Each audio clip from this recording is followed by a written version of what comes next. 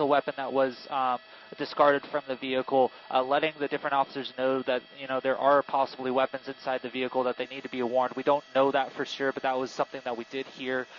But so there are a lot of people doing a lot of work behind the scenes to attempt to figure out what's going on in the situation, maybe trying to find out where this vehicle belongs. Is it stolen? Is it not?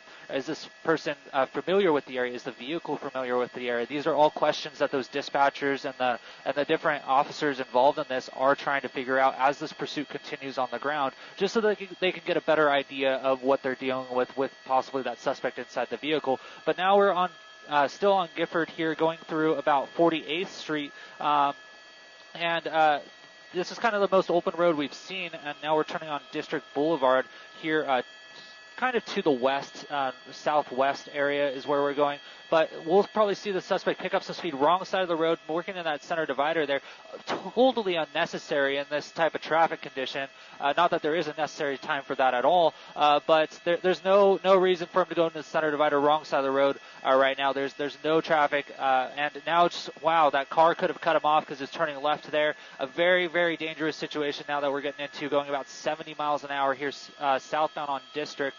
In the area of Vernon now. So now we've made our way from Bell to Maywood into Vernon, and that's where these airships and the different agencies on the ground start to work their best. All the agencies here in the Southern California area have the same frequencies. They can talk to each other for the most part, and if not, they have those communications professionals, those dispatchers who are able to convey what's coming into the different areas, give that information out to the outlying agencies in the area as well. But very, very dangerous situation here, working down Leones, all blacked out, and this is not what we want to see in any sort of pursuit, is a blacked out vehicle, because the danger there is not necessarily for the driver at this point, but for those other vehicles in the area, especially those ones that the driver is pulling up on. They're not going to be able to see this coming. And all they're going to hear is some lights and sirens, and if they don't see lights behind them, is they might pull to the wrong side, and then we might see an accident. So these are all things that the officers on the ground are considering as well, and they're working their best to keep this pursuit safe for the general public as we come to another intersection. Luckily, a green light there, no cross traffic at this point, but still just very, very dangerous driving by this suspect here, working to the west now.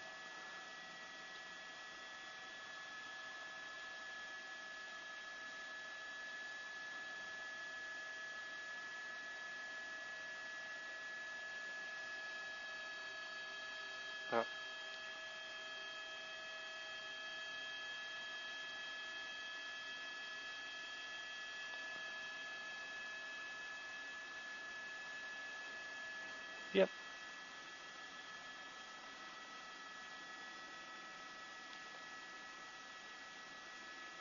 That's right.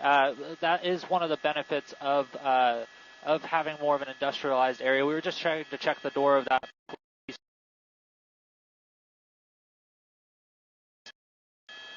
We gotta flatten it out, full view. We were just checking out the doors of those police units to see which agency is involved. It looks like it is the City of Bell. As we continue now on Pacific Boulevard through 57th, now in the area of Huntington Park, we're making quite a bit of ground as we go to the south here. Go ahead, News Center.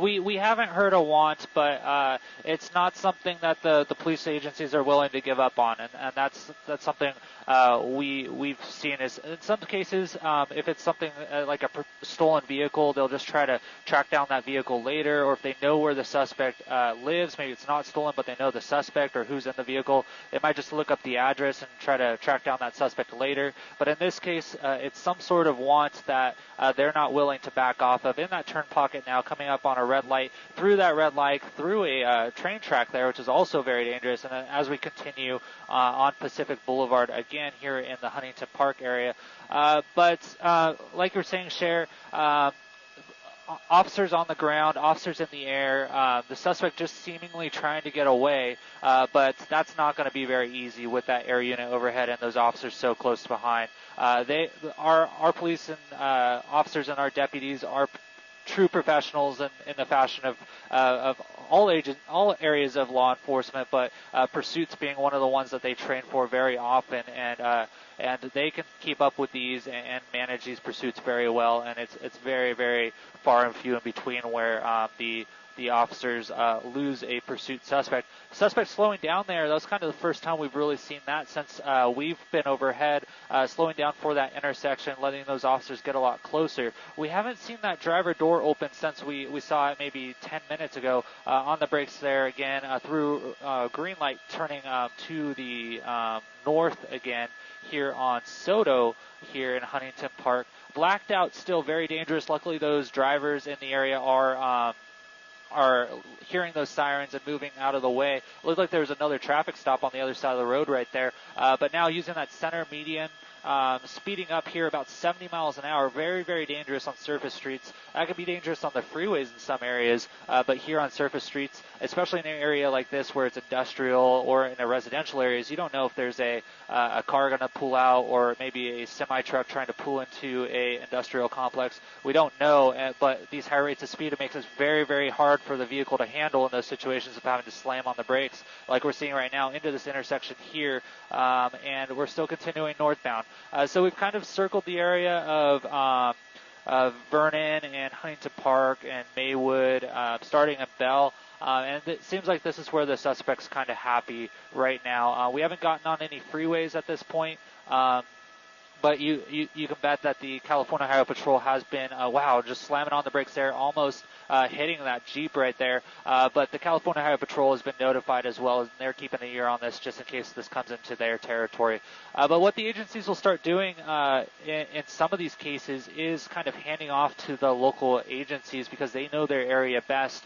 Right now, it's still the city of Bell handling this, so they want to stay in this pursuit. They haven't handed it off to any of the other agencies in the area.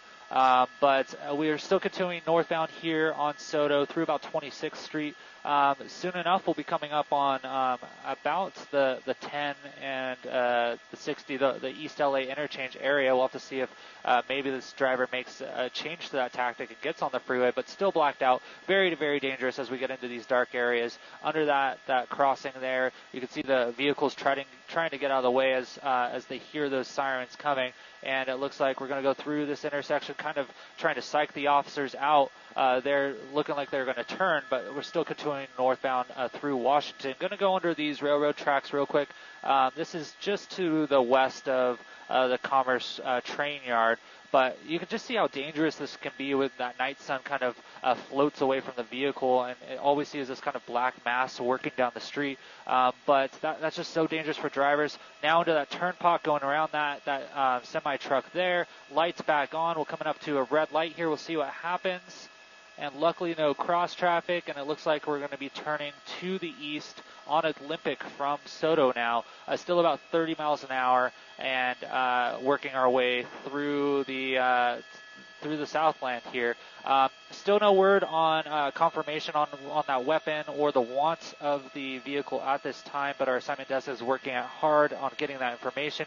But you can see still a pursuit package of 3 vehicles, that airship overhead, calling it out for those officers on the ground so that they can focus on driving, and that airship can call out intersection ahead that might have cross traffic, dangerous situations like this where the suspect's going on the wrong side of the road, so that they can be prepared for what's happening up ahead. Still no cross traffic. That's good. Or those vehicles had a red light there, and now we're working back to the south.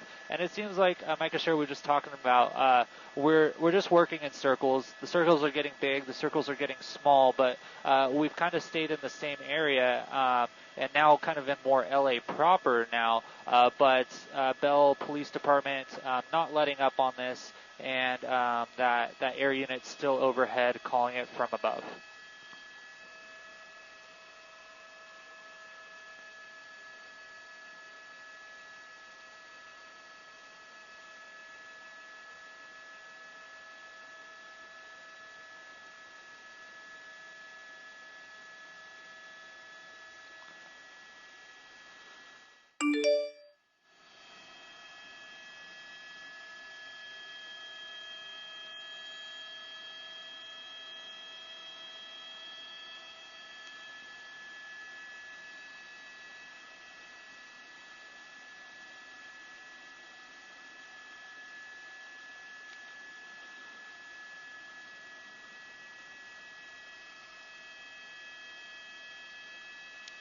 That's right, and we talk about that often. Sometimes different agencies will bring in other agencies who might be qualified to use other tactics or other rules of engagement, or it'll go into an area where those things are authorized. Maybe the city of Bell isn't able to do a pit maneuver. In terms of spike strips, it's a little tough in this situation just because of the erratic nature of trying to predict where the driver's going to go. The driver's kind of making circles, but they're not necessarily any particular order. It's not around like one block or anything where they can plan ahead and set up a spike strip. So those are things that they're probably trying, but if they don't have authorization, or they're not trained, or they can't predict the right moment to use those tactics, it makes it very, very hard. Just missing pedestrians there in this intersection. So it's a little tough in terms of, and I'm sure it's frustrating for the officers on the ground if they aren't able to do a certain tactic, or they're trying to do things, but the suspect just keeps evading it by going different directions. That can be very frustrating. But those officers train for this, and they train to be in these conditions. One of the things that those officers on the ground, the watch commanders, have to worry about is that primary unit, that one we see right behind the suspect vehicle, them getting tunnel vision. It's very easy to do. I can tell you from experience of working on experience a pursuit in like a course format, that you get bumper locked. You start looking at that rear bumper of that suspect vehicle ahead of you, and that's the only thing you see. And that can be very, very dangerous for those officers, as well as the suspect vehicle and the public as well, because it's easy to fixate on that bumper and forget about driving, forget about looking for cross traffic, things like that. So another thing that the watch commanders have to do, as well as the officers on the ground, is they have to know when to pull one unit off and then let another one take over, so that they can have a healthy set of eyes that isn't stressed and isn't bumper locked or have tunnel vision on that vehicle head, and can be a little more safe. This situation, it's been a very, very safe pursuit by those officers behind. Very erratic driving still by the suspect vehicle as we make our way through a red light there. Luckily, the cross traffic had stopped. Hearing those light sirens, seeing that night sun overhead, but we're still continuing roughly to the north right now on Soto. We've been on Soto quite a bit in the last 10 minutes or so. Just continuing our way into to more LA proper, coming up on Cesar Chavez. Wow, just missing vehicles there. Very busy intersection. But this is what we worry about, these pursuits coming at high rates of speed into a more congested area, a busier area of town, and that suspect being somewhat reckless.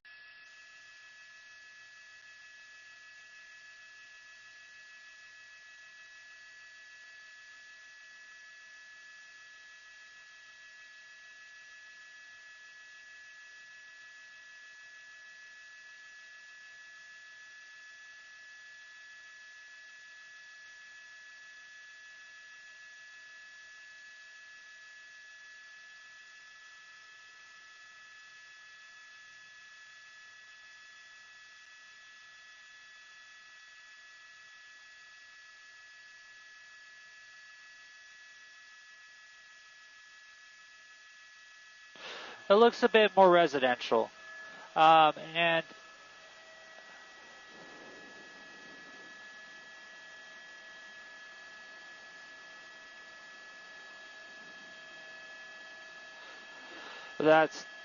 that's right. And we saw the suspect kind of slow down there. We haven't seen that very often, but what we're hearing now, I just actually caught it as you were speaking, Cher, is the air unit overhead calling out to the sheriff's deputies in the area to get them involved in this and maybe set up those spike strips or start including different tactics into this, because it's now in that East Los Angeles area of the sheriff's department, and this is the area they patrol. What they're going to do is kind of get in the area and see how they can help, maybe set up a spike strip. We don't know at this point, but that air unit now coordinating with the sheriff's department, the East LA office, to assist with this pursuit as we go into this residential area. Slowing down quite a bit, still blacked out as we make our way through this neighborhood.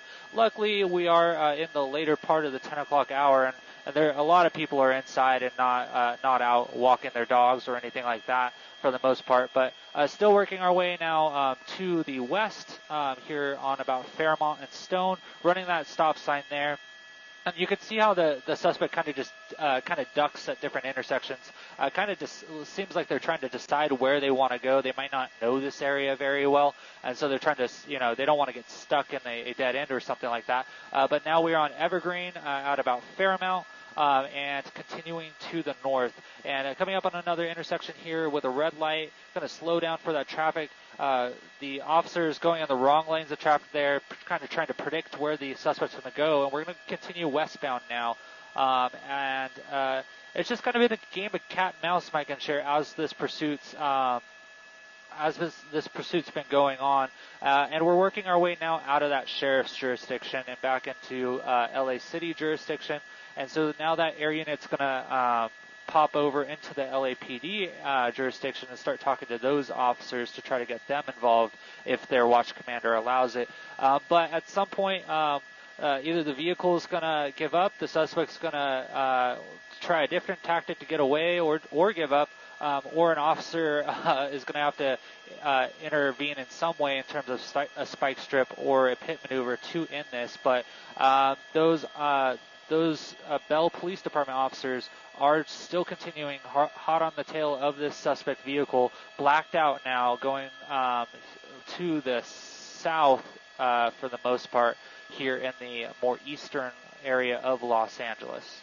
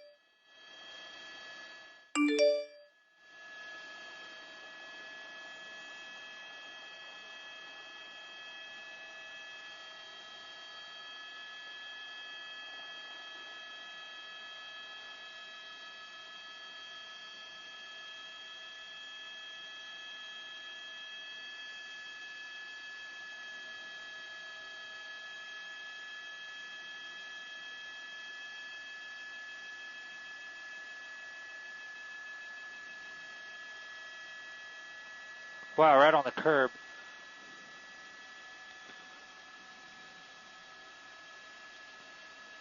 Yeah, it's very, very dangerous.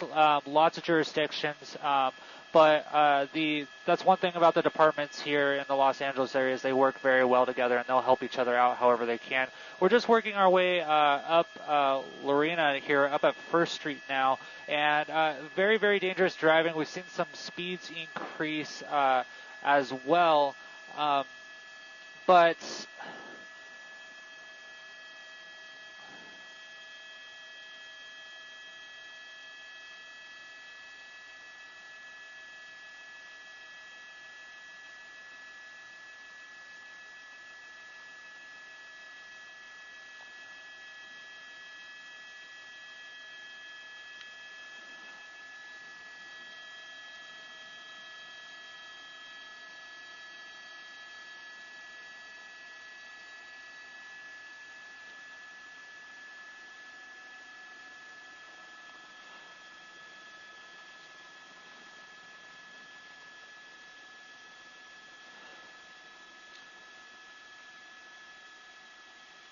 okay.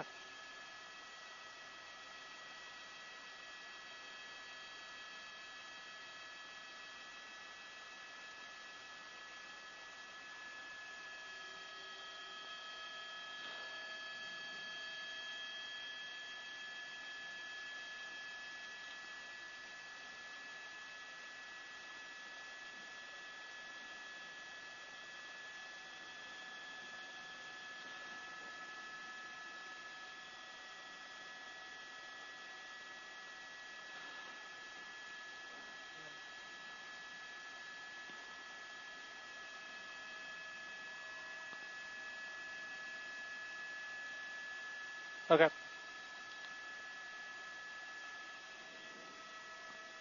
Copy. We just learned that this was a failure to yield suspect. So the officers attempted to pull him over for something. We're unsure of that right now, but the suspect decided to run. And that's what we've seen, is that suspect just not willing to pull over for those officers. That's what yielding means, is pulling over to the side of the road, allowing them to do their jobs. And the thing about that is that's usually a very small offense, but now the felony evading that comes with that becomes quite a bigger offense. And what we run into is every time the suspect runs a traffic light or a stop sign or goes on the wrong side of the road, that suspect's racking up those charges as well. Those are not discounted in any way. They're tracked and held against that suspect once they're taken into custody. But it looks like this is like a Chevy Cruze or Malibu or something of that nature. I noticed the Chevy logo on it when we were in tight on it. But now here on 3rd Street from Downey Road, this is the East LA area again. So I'm hearing that air unit come back on the frequencies with the East LA Sheriff's Department and trying to coordinate a little bit with them to try to get some help in here to maybe do a spike strip or a pit maneuver. But it's very hard, like we were talking about, for them to do that due to the erratic nature of this pursuit. There's very little consistency in the area that the driver has been driving, other than the driver's been driving at pretty high rates of speed for surface streets and blacked out, which is very, very dangerous. We almost saw a few accidents earlier of this driver who's wanted for failure to yield. The suspect going over a curb at one point to try to cut a corner to evade those officers in some traffic. But now we're on Downey Road, coming up to Whittier Boulevard here by the Calvary Cemetery, still working our way through these intersections. Luckily that vehicle is able to get out of the way, but the suspect has no worry about using that center median or the wrong side of the road if it's needed to evade the police. But Bell PD is right on their tail saying, hey, we see you, we're not giving up on this, and that's just pretty much the story that we're seeing. And that suspect not willing to give up either, still wrong side of the road there. And this has just been the game we've been watching for over 30 minutes now as this pursuit continues through, like you said, Cher, multiple jurisdictions, multiple areas, but all the officers in the area are aware, and say the suspect stops and runs on foot, you can be sure that there'll be a lot of units that arrive in the area very quickly to set up a perimeter to take this suspect into custody. And then with that air unit overhead, that's going to help as well. I think I heard just a second ago that the air units might actually have to switch out at some point due to some fuel. We actually just saw that there. The air units switch out pretty seamlessly there due to fuel concerns. Those air units, just like us, only have about 2.5 hours of fuel on board. U-turn there. This is the first U-turn we've seen. And those can be dangerous for the officers on the ground because now you're driving one way and the suspect's going right next to you the other way. And if they had a weapon or something, that could cause some problems. But luckily, this suspect has just continued driving now back to the east on Whittier towards Townsend. And about 60 miles an hour on this surface street. Very, very dangerous. Into the red light here. We'll see what happens. Luckily, the traffic had stopped and it was turning green there. But this is where it becomes dangerous. These high rates of speed on these roadways with traffic in the area, because this is more of a major and more of a commercial area. We're going to see more people on the roads, but now we're going back into the residential areas, which brings its own level of danger as people might be out and about. Parking for the night, trying to go home. They're not expecting a pursuit to come through their area on their way home, and so they might not be expecting that. That's going to be I believe that's the 10 freeway we're seeing there, just to the top of your screen. As we work to the east, sorry about that, the 5 freeway got a little turned around up here as the suspect's getting turned around there on the ground, going back to the west now here on Record Avenue from Denison.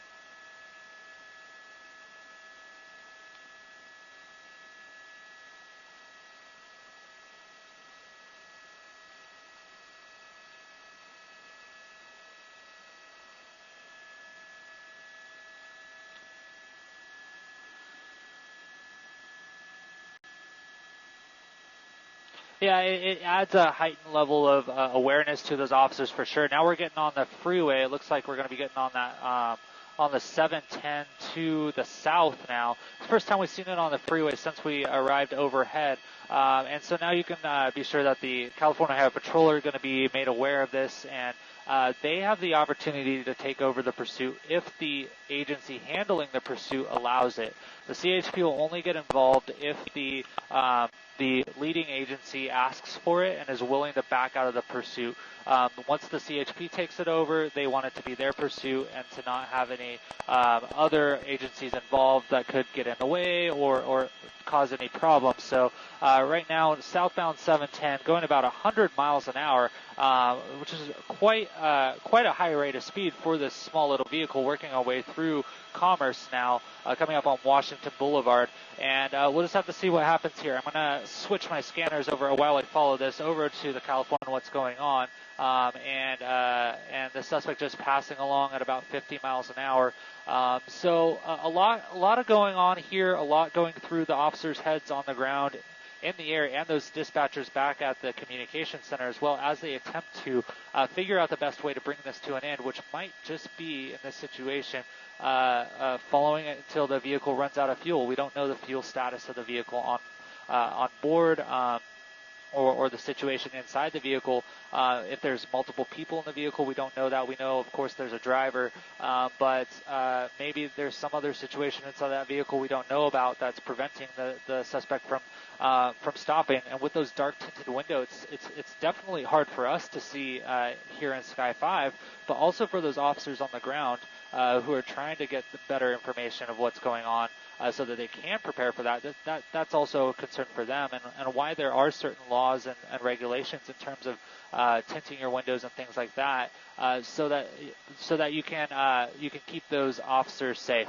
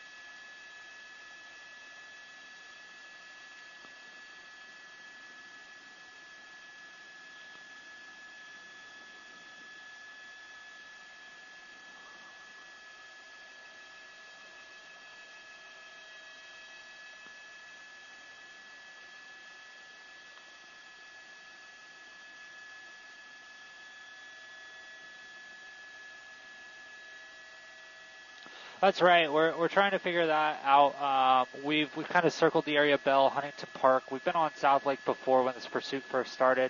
And like you're saying, Cher, Bell police involved. You got the sheriffs involved. On the ground when it was in there. Over that median there into this what looks like to be an alleyway or a parking area here, and the suspect just giving no regard for the safety of the public or the vehicle for that matter, as it just jumps through intersections and over speed bumps and things like that. We even saw, due to the length of this pursuit, a trade of the air units overhead due to fuel. So that just tells you how long this has been going, that they've actually had to hand off to a different sheriff air unit. But a very dangerous situation without it. You can see that night sun lighting up the way of this vehicle as the vehicle is blacked out. And what the air unit's also doing, like we were talking about earlier, is calling out upcoming hazards to the officers on the ground. Calling out cross traffic, trying to look inside that vehicle to see what's going on. Kind of a U-turn there. You can see those City of Bell units still involved. The CHP has backed off because this isn't their jurisdiction, and they wouldn't be able to assist much on these surface streets other than manpower alone. But they're still in the area if this pursuit were to get back on a freeway. And there are other agencies that are in the area, like the Huntington Park Police Department as well, that are here and ready to assist if they're asked to. But in a situation like this, we're getting into the 11 o'clock hour. This pursuit going on for nearly an hour now is how it's going to come to an end, and that's what we're waiting for to see. And it could be as simple as a spike strip. It could be as simple as the suspect giving up and stopping. You can see that police vehicle there stopping the traffic for those other officers, and the suspect vehicle wrong side of the road once again. For no reason. There's no traffic on either side. Those officers are going to stick to their side of the road just for safety purposes. You can see how they stuck to the correct side of the road. Back onto Hope Street from California. We've been here before. And so one of the things that they might need to do is getting into one of these agencies that isn't Bell Police is maybe find an agency that would be able to assist, that could do a pit maneuver or a safe spot to do that pit maneuver so that this pursuit could come to an end and stop endangering the public. But you can see just how narrow these streets are, still going about 30 miles an hour, which is very quick. And people aren't expecting this. You can see that car on the corner there, reverse lights on, not planning for a car to come blacked out. That could end very, very badly as we go down Hope Street at about 30 miles an hour. Coming up to State Street, going back to the north, and you can see the police units still right on the tail. They're not going to give up on this suspect, that's for sure. Wanted for failure to yield at this point, but has racked up a whole ton of traffic violations along the way with its wrong way driving, running red lights, running stoplights, things of that nature. So this pursuit will continue to the north here on State Street, coming up on Walnut. Red light. Well, hopefully there's no cross traffic. That light had just turned green, luckily. Officers still right on the tail. And one of the other options that they can consider is maybe backing off the pursuit a little bit, using that air unit to follow it from above. But for some reason, those officers on the ground and the watch commanders have found that it's best for them to stay in this pursuit. They know way more information on this than we do, and we are trying our best to get that information. What we do understand is this is a failure to yield suspect. The suspect did have a weapon inside the vehicle. That weapon has been confirmed to have left the vehicle early in the pursuit. Wrong side of the street again, going around opposite traffic. Wow, very, very dangerous as we continue on Florence now through Templeton. But just because one weapon was ejected from the vehicle doesn't mean that there aren't others in there as well. So those officers have to be very cognizant and aware of that as this pursuit comes to or continues, and when it comes to an end, they're going to have to be aware of that as well. Green light there, turning onto Saturn from Pacific, or this was Pacific from Saturn, and now we're continuing back to the north. But the good thing here is when this comes to an end, those officers will have the time on their side to bring this to a successful end and take that suspect into custody. But now very dangerous as we go into this more commercial area with restaurants and things like that. Luckily, being a late hour of the night, a lot of places are closed. We're not seeing a lot of public out using those crosswalks, but still dangerous nonetheless as we continue northbound on Pacific, coming up on Gage, and it looks like we're going to be going to the west on Gage and into that Thunder Divider again, and just very, very dangerous, erratic driving for streets that aren't that busy, and those officers fairly far behind the vehicle as well.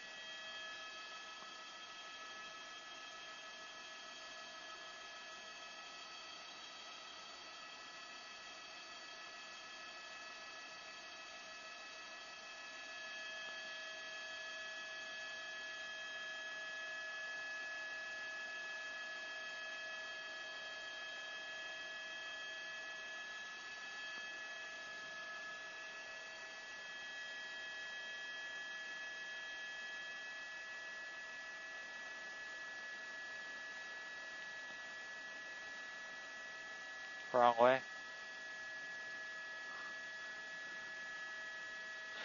Completely wrong way. This is a one-way street. The one way on one side of the tracks, one way on the other. So very, very dangerous as drivers on that road aren't expecting opposite direction traffic. Now going back southbound on Albany now from Randolph. Luckily getting away from that one-way street, but back into that residential, and it's just it's amazing the speeds that we're going at, about 50 miles an hour in this residential area, coming up on a stop sign. Luckily that truck pulling to the side out of the way, but you can see those officers right on the tail, and that's why those officers are here and staying in this pursuit, is to warn the public about this dangerous driver and try to get them out of the way so that they aren't put in harm's way. And so they're doing their best in this situation to go over those speed bumps even at a high rates of speed. And you just wonder, how much can this vehicle handle? It's been going over speed bumps at about 30 miles an hour, cutting corners, hitting curbs, things like that. Very, very hard on a daily commuter vehicle like this, on any vehicle at this speeds actually. But at this point, we don't see any sign of this car slowing down anytime soon. And those police officers are still right behind, and their vehicles are a lot stronger, more well equipped for the high strain that a pursuit can put on a vehicle. Now northbound on Alameda, and we're just going to stay to the north a little bit, follow it up here. You can see the train tracks there, and that just goes to down to the south to the harbor. But that's also a concern. Suspect loses control, goes over the fence there and into the train tracks. And we have a whole other set of instances or situations. So the officers are very cognizant of that. You can see it looks like they've backed off quite a bit, or they just got a little far behind. You saw only that one unit back there. But maybe they're taking a different tactic now as we get into over an hour now over this pursuit. You see other officers in the area here and ready to help if they are called on. And just through that dip there, very high rates of speed, 50 miles an hour here back on Randolph. This is where the suspect was going the wrong way just moments ago, and slowing down now, coming up on an intersection. We'll see what happens here on Santa Fe, and it looks like we're going northbound Santa Fe, wrong side of the road again. So there's absolutely no reason for this right now. There's no officers behind, and so just very, very erratic, dangerous driving. And so you wonder, like you're saying, Micah, earlier, is there any sort of impairments or other things that the officers have to worry about? Red light there, and to the east we go on Slauson, and just circling the areas down here. We've been on Slauson multiple times before, and in the Huntington Park area for quite a bit of time. Headlights back on, up into this red light, through that red light there. Luckily, just missing that cross traffic and that traffic waiting for him. And that's something as drivers we forget about. We take for granted these time signals and these lights, and expect those drivers to stop when they have the red light. But it's always worth a second check and holding off just a second longer to look both ways before you're going through an intersection, because just like in this situation, you might have a blacked out vehicle involved in a pursuit coming through at a high rate of speed that could hit you. So luckily the drivers on the road tonight being very safe and very cognizant of their surroundings, both at intersections and getting out of the way of the law enforcement when they were on the tail of this pursuit. But we don't even see that night sun anymore. No officers in sight, but there is an air unit still tracking, headlights still on and off.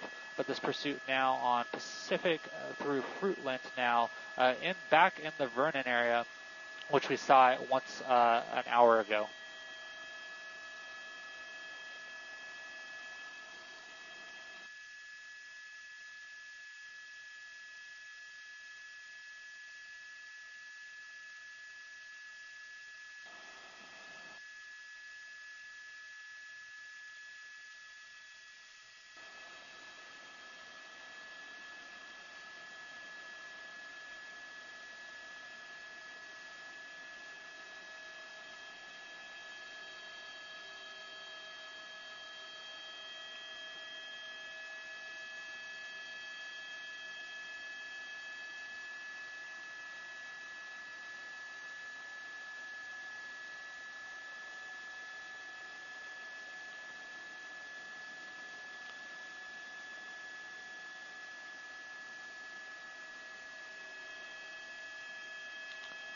The ground units have backed off. We just saw there around that turn that there was a unit sitting in a parking lot.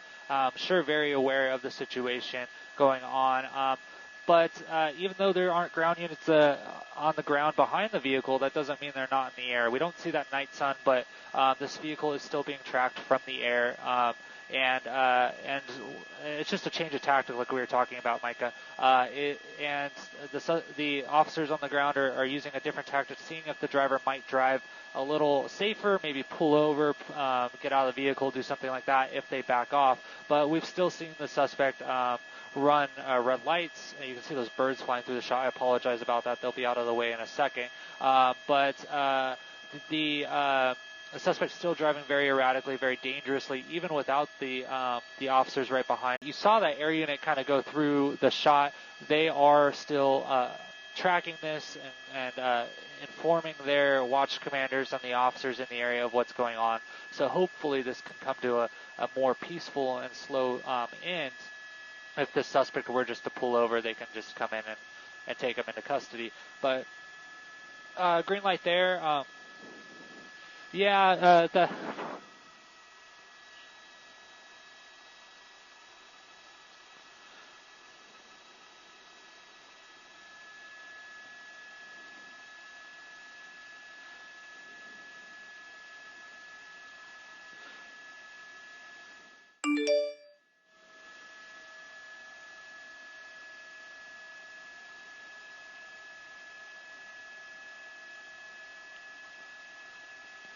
that's right.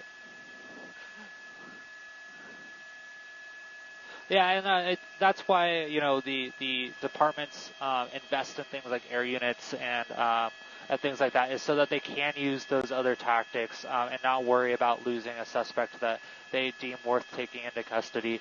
And in this situation, it seems like that adrenaline from the pursuit may have worn off for that suspect. That suspect feeling like they're no longer being chased and can drive a little safer, working into some back streets here. And just making their way to make sure that there's no one behind them or in the area. But you can see that air unit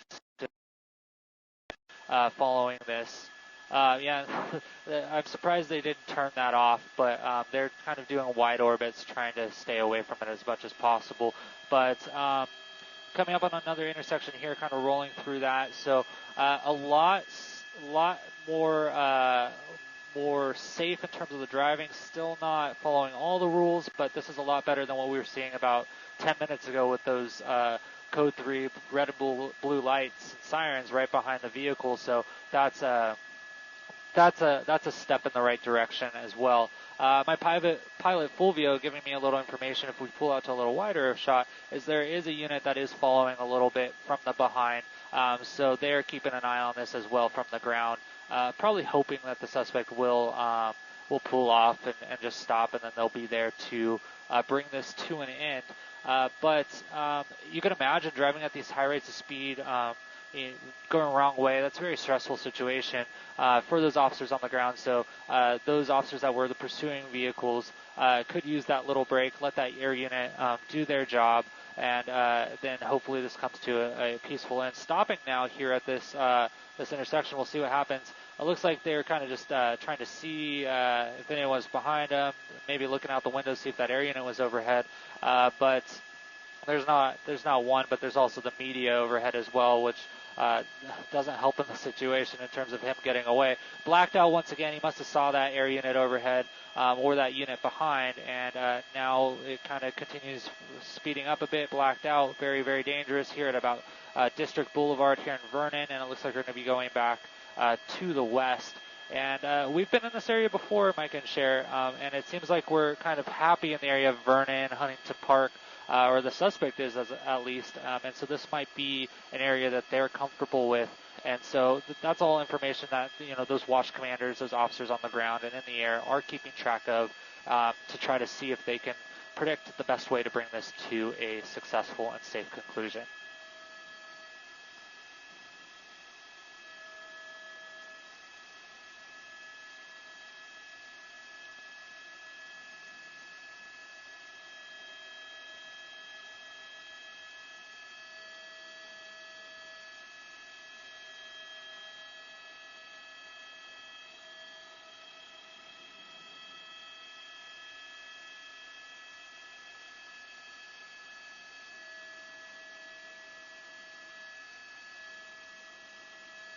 Yeah.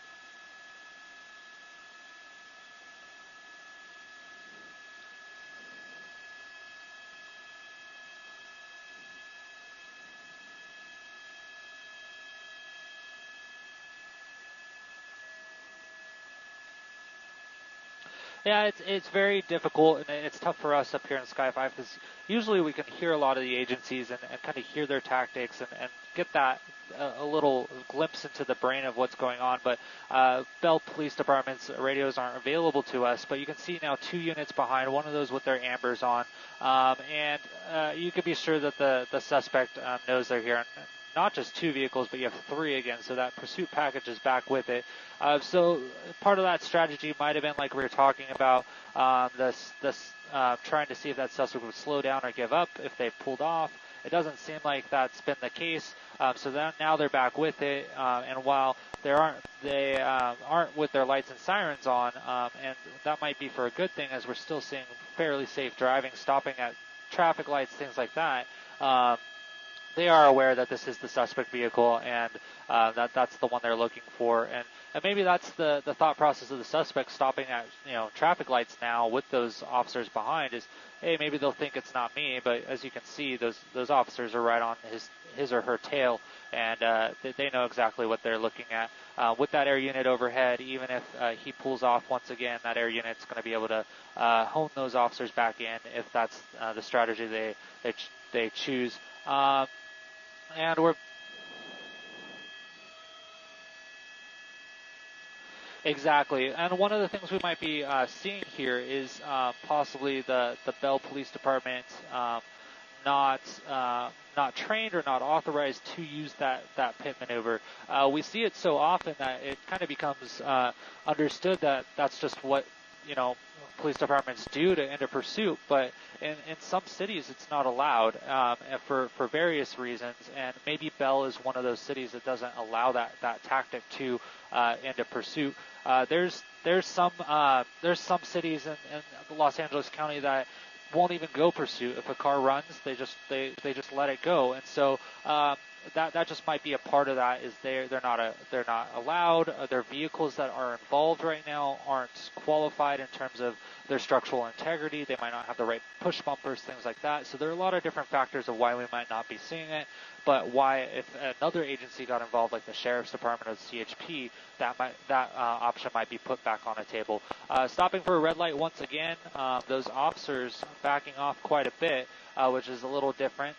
But that suspect just peeking out into the intersection and ready to go when they get that green light, and that's what we're seeing now. And just going with traffic, and it looks like we might have another vehicle getting involved, but luckily they pulled off. But that was a little strange how they were trying to like match the speed of the vehicle as we go on State Street to the south right now.